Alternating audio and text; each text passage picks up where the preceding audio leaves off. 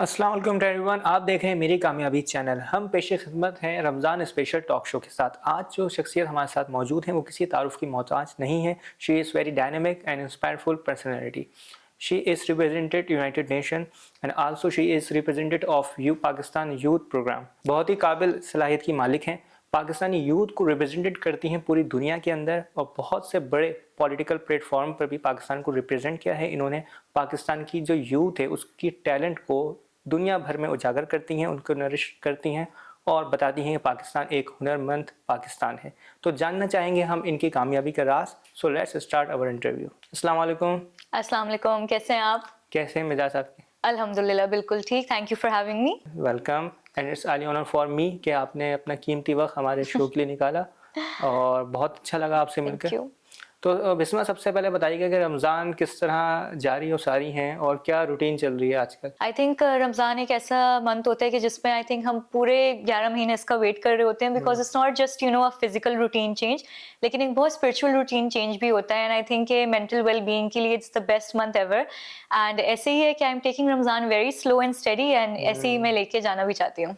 अच्छा, बहुत से लोग समझते हैं रमज़ान की वजह से थोड़ी रूटीन आउट हो जाती है और थोड़ा-सा इफ़ेक्ट आता है सेहत के ऊपर भी, तो उसको आप कैसे लेती हैं? आई थिंक कि रमज़ान में रूटीन में कोई मसला नहीं बल्कि बेहतरी ही होती है, बिकॉज अगर हम देखें कि हमें जो चीज़ें नॉर्मल रूटीन में करनी चाहिए वो हम कर नहीं पाते। Waking up early in the morning, देखा जाए कि हमारी जो नमाजें भी होती हैं, हम इतना केओटिक डे में जा रहे होते हैं, कभी इधर कभी उधर, कुछ ना कुछ मिस हो ही रहा होता है। सो आई थिंक ये रमज़ान एक ऐसा मंथ है कि सारी चीज़ें अपने जगह पे आ जाती हैं, तो I would put it that way. अच्छा, यूथ के हवाले से, आप यूथ के हवाले से काम करते हैं, तो मुझे बताइएगा कि रमज़ान की जो ब्लेसिंग है, उसका जो मकसद है, वो यूथ को किस तरह, मतलब उसको ऊपर फोकस करना चाहिए और क्या सीखना चाहिए रमज़ान से? आई थिंक रमज़ान एक ऐसा महीना है कि जिसमें हम लोग देखते हैं कि बहुत ज़्यादा वॉलंटियर वर्क ना हमें नज़र आ रहा होता है, किसी भी डोमेन में, चाहे इफ्तारी की डिस्ट्रीब्यूशन हो, सहरी की, या XYZ ज़कात वगैरह भी। तो आई थिंक कि हमारा जो टैलेंट है, जो यूथ का एक पोटेंशियल है, so I think it's very important कि उनका पोटेंशियल हम वॉलंटियर में ज़रा ट्रांसलेट करें। एंड बहुत सारे लोग ऐसे मौके ढूंढ रहे होते हैं जिनको नहीं मिलते। And the beautiful thing is कि आई सी कि so many people want to actually volunteer. तो अगर आप लोगों के पास भी कोई ऐसी अपॉर्चुनिटीज हो, so I think it's good to utilize youth in this month specially for every region. अच्छा, वैसे मुझे ये बताइएगा, जैसे आप ओवरसीज़ पाकिस्तानी हैं, तो बाहर मुल्क में रोज़ा इफ्तार करना और पाकिस्तान में रोज़ा इफ्तार करने में क्या डिफरेंस है और क्या वाइब्स है? सबसे पहले ये कि अज़ान नहीं होती बाहर अनफॉर्चुनेटली। एंड आई थिंक कि जितना प्यारा रमज़ान का एक एक्सपीरियंस पाकिस्तान में है वो कहीं पे भी नहीं है, क्योंकि मैं US की भी बात करूं तो बहुत, एक तो लेट आपकी इफ्तार की टाइमिंग्स होती हैं, तो एक ना आपका पूरा रूटीन आउट हो जाते हैं। बहुत आउट हो रहा होता है। लेकिन उसके अलावा जब अज़ान नहीं हो रही होती तो आपको वैसे ही वो फील नहीं आ रही होती। एंड जो भी मैं कहूँ कि पाकिस्तान पाकिस्तान है, एंड उसकी जो भी फेस्टिव्स होते हैं, रमज़ान या ईद, उसकी बात ही अलग है। बिल्कुल, आपने सही कहा, क्योंकि जो जनूबी एशिया है, यहाँ पर जो रमज़ान, ईद और जो भी फेस्टिवल्स हैं उनकी अलग ही बात है, क्योंकि हमारे भी रिलेटिव्स जो हैं कुछ बाहर हैं, तो वो ये कहते हैं कि बाहर जो मज़ा वो नहीं है जो पाकिस्तान में है। ऐसे ही है बिल्कुल। अच्छा, यूथ को रिप्रेजेंट करने का सफ़र कैसे आगाज़ हुआ, मतलब कैसे शुरुआत हुई इस सफ़र की? मैं न्यूयॉर्क में पैदा हुई, मैं वहीं पे बड़ी हुई, एंड जैसे सारी चीज़ें जैसे चल रही होती हैं एज अ कन्वेंशनल पाथवे, तो वो चल रही थी। बट मुझे एज अ किड हमेशा से शौक था कि मैं कुछ सोशल वर्क करूं। एंड ये एक ऐसी चीज़ थी कि मुझे खुद उस टाइम पे पता नहीं था ग्रोइंग अप कि मेरा इंटरेस्ट कहाँ पे है, लेकिन मुझे ये था कि कुछ करना है, कुछ डिफरेंट करना है और एक्सप्लोर करना है। क्योंकि आप देखें कि एक्सप्लोर करने का जो मौका होता है ना, वो अक्सर आपके इन्हीं सालों में आपके पास अपॉर्चुनिटी होती है। एंड मैंने उस टाइम पे सोचा कि क्यों ना पाकिस्तान जाके करना चाहिए, because that is of course our country. आप कहीं के भी सिटीजन हो, आप कहीं के भी एक रिहायशी हो, लेकिन you will always be known as Pakistani. So इसी तरीके से मैं पाकिस्तान आई, मैंने अपना थोड़ा काम यहाँ पे स्टार्ट किया, एंड बिल्कुल वॉलंटियर वर्क से स्टार्ट किया जहाँ जहाँ मुझे मौका मिला। एंड बस करते करते it's been a journey and grateful for that. अच्छा, आपकी क्या फीलिंग होती है जब आप पाकिस्तान को रिप्रेजेंट करती हैं यूनाइटेड नेशन और दूसरे जो पॉलिटिकल फोरम है उस पर, तो क्या जज्बात होते हैं उस वक्त? आई थिंक मुझे लगता है कि आप कहीं पे भी हो एंड किसी भी फोरम पे हो, जब आप एक फेमिलियर फेस देखते हैं ना किसी और पाकिस्तानी का, तो वो जो एक फीलिंग होती है ना, वो बिल्कुल वैसे ही फीलिंग है जब आप भी रिप्रेजेंट कर रहे होते हैं। क्योंकि at the end of the day हम देख रहे होते हैं कि पाकिस्तान में कितना पोटेंशियल है। मैं पाकिस्तान की यूथ, पाकिस्तान की वुमेन, पाकिस्तान की हर इंडिविजुअल की बात करूं, सो दे आर सो टैलेंटेड माशाल्लाह से। लेकिन सिर्फ मुझे इस चीज़ का ये होता है कि they are not given the acknowledgement और the appreciation that they deserve. So जब हम रिप्रेजेंट करते हैं कहीं पे, तो we are not representing ourselves, we are representing every Pakistani, every youth and every dream of theirs, and I think it's a responsibility and it's a beautiful feeling. लेकिन बहुत सोच समझ के आपको करना पड़ता है, क्योंकि सिर्फ ये आप नहीं कर रहे हैं, आप पूरा पाकिस्तान को कर रहे हैं। बिल्कुल सही कहा कि हमारी यूथ के अंदर पोटेंशियल तो है, लेकिन they don't know the right pathway कि हमें किस राह पे सही चलना है और पाकिस्तान के लिए अच्छे काम करना है।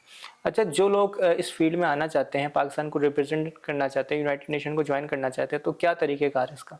आई थिंक सबसे इंपॉर्टेंट ये वाली चीज़ है कि आपका जिस भी डोमेन में आपका इंटरेस्ट है, फॉर एग्जांपल ये हो सकता है कि आपका एजुकेशन में हो, मेरा क्लाइमेट चेंज में हो, या जेंडर इक्वालिटी में। सो इट्स इंपॉर्टेंट कि हम ये समझते हैं ना कि यार एक छोटे एक चीज़ से क्या इम्पैक्ट होगा, लेकिन वो छोटी चीज़ से ही इम्पैक्ट होता है। So always start any idea that you have in your mind, या कोई भी आपका दिल कह रहा है कि यार मुझे इस चीज़ में काम करना है, आप शुरू करो। शुरू किस चीज़ से करते हैं? It could be even a single day, it could be a single project, a single thing that you are doing. लेकिन उस चीज़ को आप ट्रांसलेट कैसे करते हैं into one thing of your own, that is what matters. And I think कि हमेशा ये सोचना चाहिए कि कहीं पहुंचने के लिए ना, ये ज़रूरी नहीं है कि आप अगर किसी डेजिग्नेशन पे हैं या किसी प्लेटफॉर्म पे हैं तो तभी आपको इम्पैक्ट कर सकते हैं। You can sit at home, you can have a single mic, you can have a camera, and आपकी आवाज़ मैटर करती है। तो आई थिंक कि बस शुरू कर देना चाहिए। हम बहुत ज़्यादा डरते हैं शुरुआत से, तो बस this is my message for that. अच्छा, शुरुआत से याद आया कि अब वास्ते हम लोग ये भी सोचते हैं यार हम इसमें फेल हो जाएंगे या लोग क्या कहेंगे, लोगों की भी सुनते हैं। तो आप क्या मैसेज देने चाहेंगी जो अपनी नहीं करते और दूसरों के बिहाफ पे अपने प्लान चेंज कर देते हैं? मैं इस पे तो कहूंगी बहुत हम हर वक्त सुनते हैं, कुछ तो लोग कहेंगे, कुछ तो लोगों का काम है कहना, एंड ऐसे ही है। आप आई थिंक फॉर्चुनेटली अनफॉर्चुनेटली ये मुझे एक मैसेज किसी ने बहुत बचपन में दिया था कि आप पता है ये चीज़ सोच के शुरुआत कर दो कि किसी को इतना कोई कंसर्न नहीं है कि आप क्या कर रहे हो, क्योंकि every individual is concern about their own selves, right? And we are so busy as humans, so no one is actually looking for us, right? लेकिन हम क्या समझ रहे होते हैं कि हमें पूरी दुनिया देख रही है, हमें हर कोई जज करेगा। लेकिन रियलिटी क्या है कि हर कोई अपने आप में ही इतना ऑक्यूपाइड होता है, दे विल नॉट जज you, and if they are judging you, so कुछ चेंज होगा क्या? क्या आप अच्छे हो जाएंगे? क्या आपका काम बुरा हो जाएगा? It doesn't change, so keep doing you. लोगों का काम है कहना, आपने अपना काम करना है। अच्छा, पाकिस्तान यूथ के हवाले से बताएं, जो प्रोग्राम आप कर रही हैं उसके क्या बेनिफिट्स हासिल हो रहे हैं यूथ को, और किस हवाले से वो काम जारी है अभी इस वक्त? आई थिंक सबसे इंपॉर्टेंट ये वाली चीज़ थी कि when I even came in this field was कि you know it's not about कि हम अपॉर्चुनिटीज़ लाके किसी के हाथ में दे दें, या हम किसी को कोई वीज़ा पकड़ा के कहें कि ये आप एक्सपोजर ले लें। All those things are secondary and they are actually also very important, जिसकी वजह से हम लिंकेजेस बना रहे हैं। लेकिन फॉर मी सबसे इंपॉर्टेंट चीज़ ये है कि हर इंडिविजुअल को ना उसकी अपनी पोटेंशियल पहले रियलाइज़ करवाना, उसको डेवलप करना। क्योंकि आप देखें कि अगर मेरे अंदर कोई ऐसा कोई स्किल है, मुझे पता ही नहीं होगा कि मेरे अंदर ये चीज़ है, और अगर मुझे पता चल भी गया, मैं उसको डेवलप नहीं कर पाऊंगी, मैं उसको यूटिलाइज नहीं कर पाऊंगी, और थर्ड चीज़, मैं सही कनेक्शन पे नहीं पहुंच पाऊंगी जहां पे मैं उसको यूज़ करूं।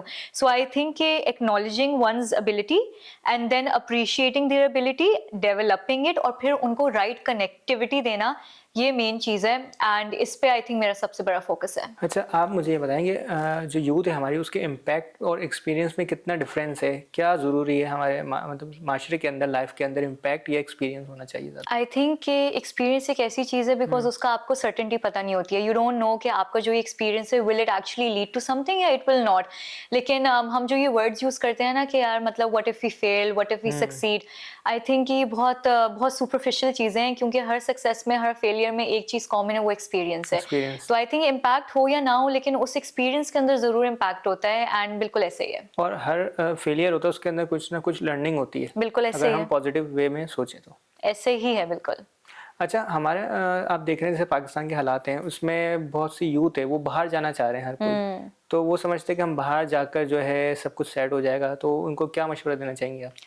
आई थिंक देखें, जब आप अपनी एक इंडिविजुअल की बात करते हैं ना, तो उसका जो टैलेंट है, उसकी जो एबिलिटी है और उसके अंदर जो उसकी एक एक्सपर्टीज है, तो वो यहाँ पे रहे, वो बाहर जाए, वो कहीं पे भी चला जाए, वो चीज़ उसके साथ रहती है।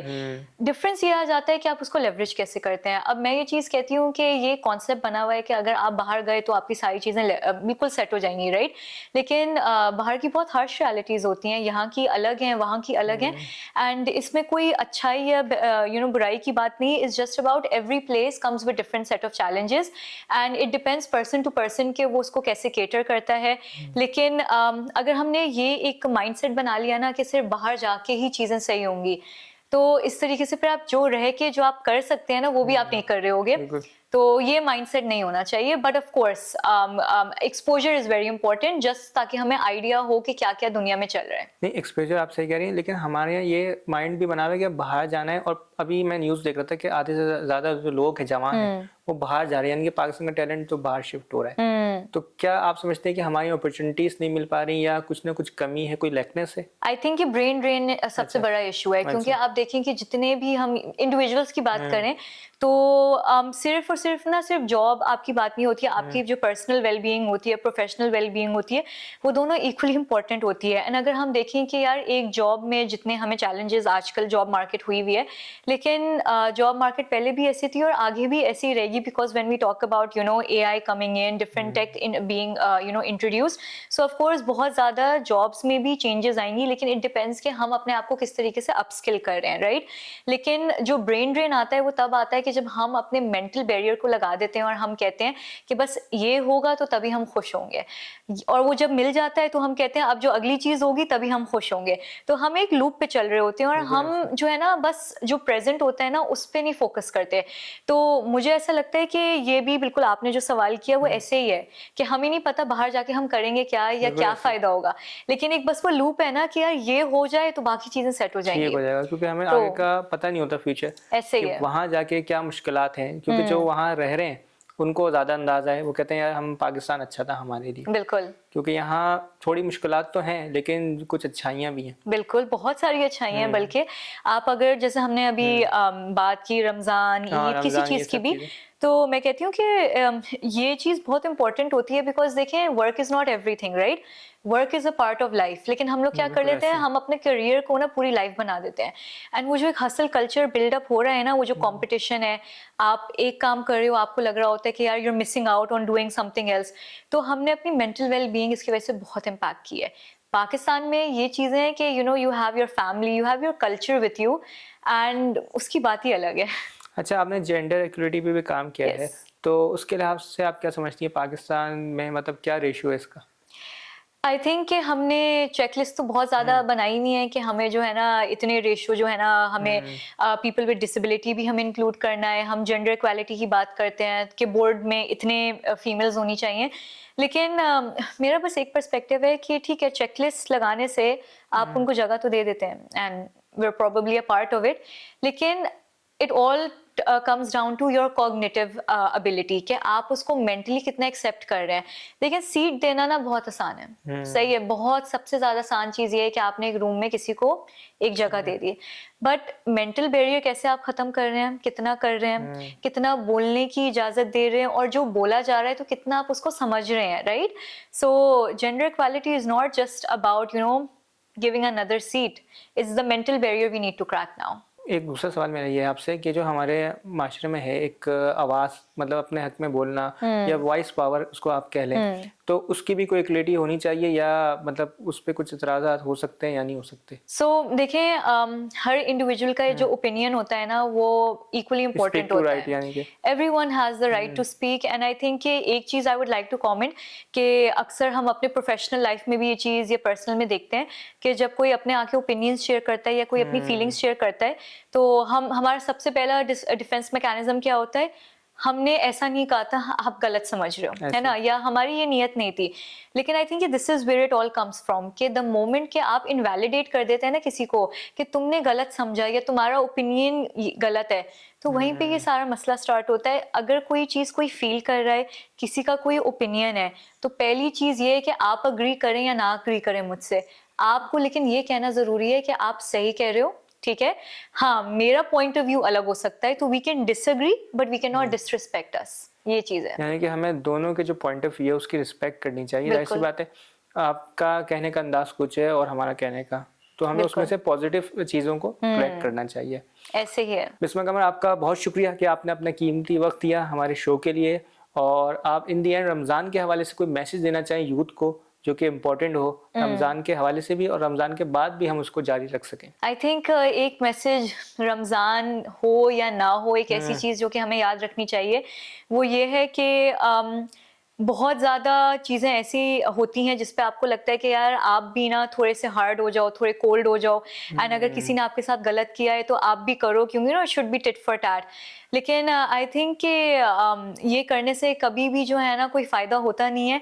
एंड अगर आपने अपनी नीयत साफ रखी है, आपने अपना बिहेवियर साफ रखा है, and you are kind person, so आपके रास्ते भी खुलते जाते हैं। Opportunities will open door for a kind person, not for someone who is a bad person. And इसकी डिस्टिंक्शन सिर्फ आप ही बेहतर जान सकते हैं कि आपका दिल क्या सोच रहा है और कह रहा है, बस ये बात है। Thank you Bisma. तो नाज़रीन, आपका बहुत शुक्रिया कि आपने अपना वक्त निकाला हमारी वीडियो के लिए, और हमारे चैनल को सब्सक्राइब कीजिएगा। मिलते हैं आपसे फिर किसी नई एपिसोड के साथ, तब तक के रखिएगा अपना ख्याल। रमज़ान मुबारक।